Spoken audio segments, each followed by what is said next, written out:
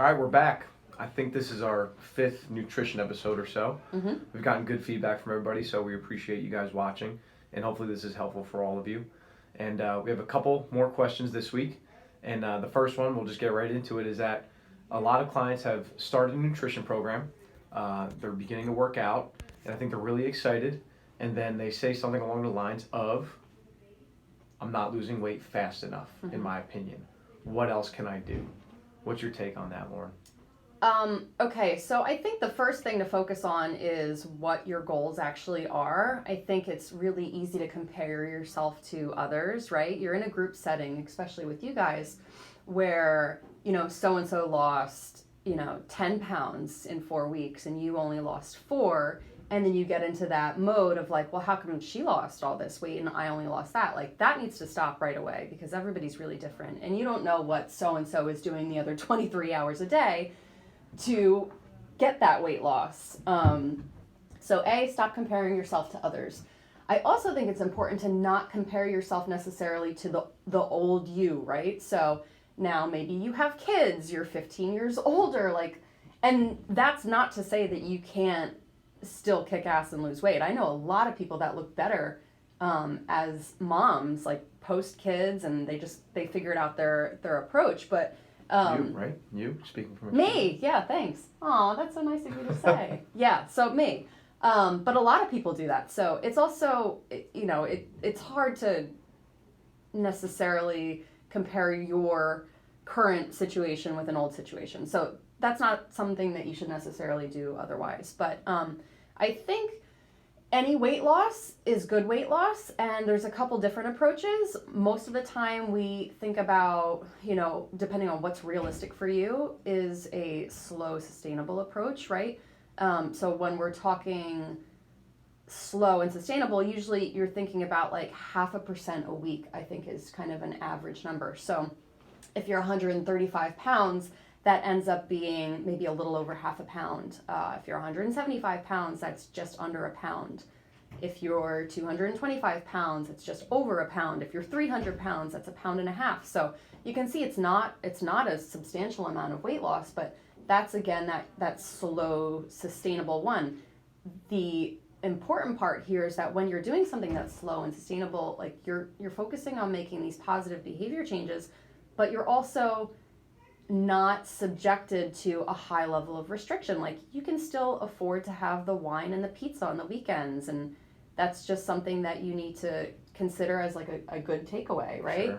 Sure. So when crash diets and fad diets are all really exciting, and they're flashy, and lose 10 pounds in a week. That's not even like physiologically possible to lose 10 pounds of body fat, but that's why get rich quick schemes are like really flashy too, right? Because you don't buy into something necessarily that's get rich slow, right? The same thing kind of happens often with fat loss. So, but that's usually the one that's sustainable and you can adhere to for the long haul, and typically sees the most amount of success long term when you do it slow and sustainable. So I think it's important to just not get caught up in the numbers necessarily, and there's other variables and measurables that are important too. Thinking about your programming, are you getting stronger, are you feeling fitter, how are your clothes fitting, like those are all really important. That being said, if you are feeling unmotivated about that slow level of weight loss or fat loss, there's a couple strategies that I do implement with some clients. The first one is a very low calorie diet. This is not for everybody, but I think that because you will lose weight faster, that could help with motivation because you're going to see that initial big drop in weight. So typically a very low calorie diet is, in general, anything under 1,200, that depends on your body weight and your lean body mass, but let's just say 800 calories a day. That's really low. But again, and there's not necessarily a start and an end point to that, right? You kind of want to take the percentage of weight that you want to lose and you stay on this low calorie diet until you hit that, or maybe like different levels of that. So that could work for people that are typically obese, that have a substantial amount of weight to lose. I wouldn't recommend that for someone who's, lean or even normal weight. I don't think that's necessarily appropriate, but something else that we've done with clients is something called a mini cut, which is also kind of an aggressive deficit, and that usually lasts anywhere from like 2 to 6 weeks. And that's where you're kind of aiming to lose about like 1% a week. So you're basically doubling the weight loss that you would on like a slow, sustainable approach. So there are options out there if you're feeling really motivated and you want to see quick progress, but I don't suggest you doing them on your own, because you need to be able to learn how to work yourself out of those aggressive diets so that you don't get to the end of it and then fall off the deep end and eat everything in sight, because that can happen really easily. So it needs to be controlled and kind of regulated by someone who knows what they're doing. That's me. Sure, no, that's a great point, because there's a lot of people, I think anybody who I've talked to about nutrition that says, I've had success doing this before. And the funny comeback is always like, well, it didn't really work for you because you're here right now in the same position you were before you did said diet. So maybe doing something more aggressive is exciting when you're excited to do something like that, but then working your way back into the appropriate lifestyle to either maintain your weight loss or potentially even lose even more weight at a slower pace, I think is a really important point, that we don't only see this short-term sprint, but then the fact that we progress from that short-term sprint into something more sustainable afterwards. Yeah. Yeah, great answer there. I think that's really important for a lot of people to know. And then outside of that, we have another question. I think it's still on this page. Is it? Oh yeah, 6 p.m. So something that's also been brought up plenty of times is that clients have said, I've heard something like this works. And they'll say something along the lines of, if I don't eat past 6 p.m., if I don't eat carbs past 6 p.m. more specifically. So what's your take on that with some of the clients that you've spoken to that have said like, oh well, if I'm gonna start cutting calories, that means no dinner for me. Right. That kind of plays into the whole like fasting protocols, right? And there can be some success with that.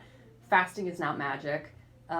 What it does is it helps to get you into a calorie deficit, right? You're restricting your calories in some way, depending on how it is. So I think the whole not eating carbs after 6 o'clock, and I hear not eating anything at all, but a lot of times it's focused on carbs. I think that kind of comes from the thought that your metabolism slows down at night versus during the day.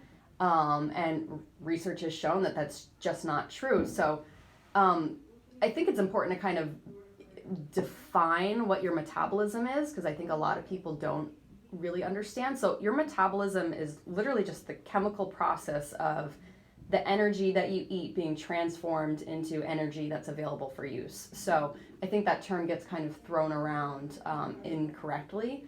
So I think what people are talking about is something called either your basal metabolic rate or your resting metabolic rate, which also kind of gets used interchangeably, right?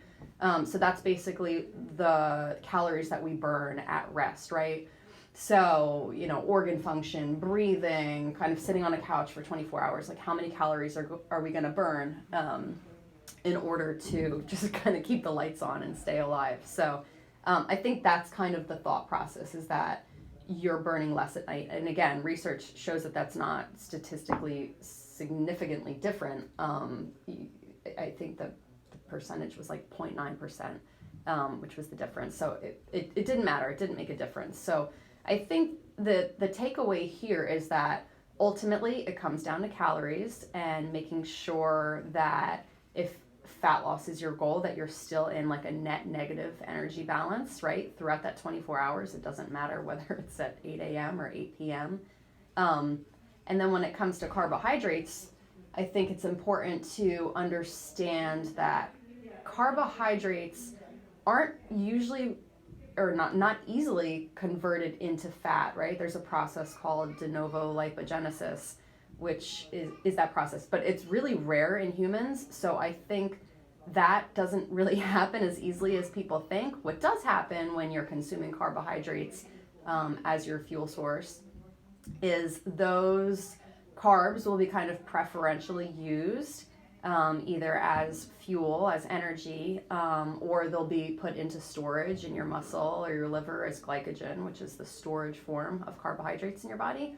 And then what happens there is that the dietary fat is like that oxidation, the burning, the fat burning will kind of slow down. It gets like put on the back burner, and then that fat will be put into storage. But again, it's all about the overall energy balance. Like I wouldn't get caught up in what energy is being used as far as fat versus carbs. I don't think that in general healthy individuals it makes a big difference. So I wouldn't get caught up in that. I know there's also, insulin that people seem to kind of pick on, and insulin is kind of a storage hormone. It's what regulates our blood glucose levels when we eat carbohydrates and even sometimes protein.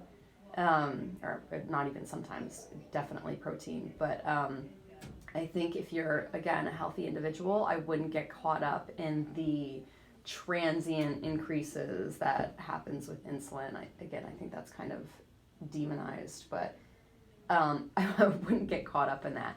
The caveat here happens when you are someone that has a tendency to snack at night and overeat, and that can happen because you're mindlessly eating, you're sitting on the couch after a long day of work, and it's easy to sit with a bag of chips and eat the whole bag of chips. And chips are carbs, right? But the general takeaway is that that's a lot of calories to eat. So if you're someone that has issues with snacking and overeating at night, that may be an approach to cut that out. Like you want to take that pragmatic approach. So maybe cutting that out will help you get into a deficit, because you could be blowing your deficit by having that late night snack. But ultimately, it's not about the carbs. It's not even necessarily about a certain time at night. It's 24 hours, and that depends on whether you're going to be in a deficit or a surplus, or you're going to maintain with just regular energy balance. So Sure. And I'd love to know what you've seen in food logs in terms of the time of day at which people typically overconsume calories, because just through conversation, a lot of people have said, oh, well, I eat this, and I eat this, and I eat this. Then I get home for dinner. And then, Sure. whoa, we're talking if you're just estimate 50% of the potential daily calories coming after 6 p.m. So like you were kind of saying, if that happens and then you cut out the meal at which you eat the most, of course you're going to start losing weight, but that doesn't necessarily mean that the time of the day is magic. Correct. Yeah. I mean, you hit the nail on the head. I don't even feel like I need to explain. Well, like, are you anything seeing there. the same thing on food logs of clients that you have? Like, is the majority of the food that they're eating at night? And then what's kind of like the simple approach to that? That's maybe a little bit more. Yeah, no, I think people try to be good, and they're not eating enough throughout the day, which is when they get to dinner, and then they're like eating everything in sight because they're starving and Absolutely. their bodies aren't fueled. So Yep. I could maybe think finding I a could think strategy. of 20 of you right now. 20 of you. Yeah, that's super common, and I think we're all guilty of that at times. Sure. And that's not always even a conscious thing. Like it could just be you have a really busy day at work and you're not prioritizing food, and that happens too. So it's really easy to overeat at night, especially if you're under eating the rest of the day. Absolutely. All right, so that does it for today. We made it. Yeah, under 15 minutes. 14 minutes. So we're gonna talk for the next 60 seconds. Should we just stare at each other? So next week we'll have some more questions. Feel free to ask some more. I'm sure Lauren will put up the post that'll allow you guys to ask a question either on her Instagram or anybody who has my phone information. Just feel free to shoot me a text or ask me on the floor. We'll love to get some more questions answered for you guys for next week. Yeah, thanks for the feedback too, everyone. It's been really positive, Yeah. like having these Good. videos. Yeah, so we're glad it's helpful. That's the goal. I like doing them. All right, guys. Bye. That's not my phone.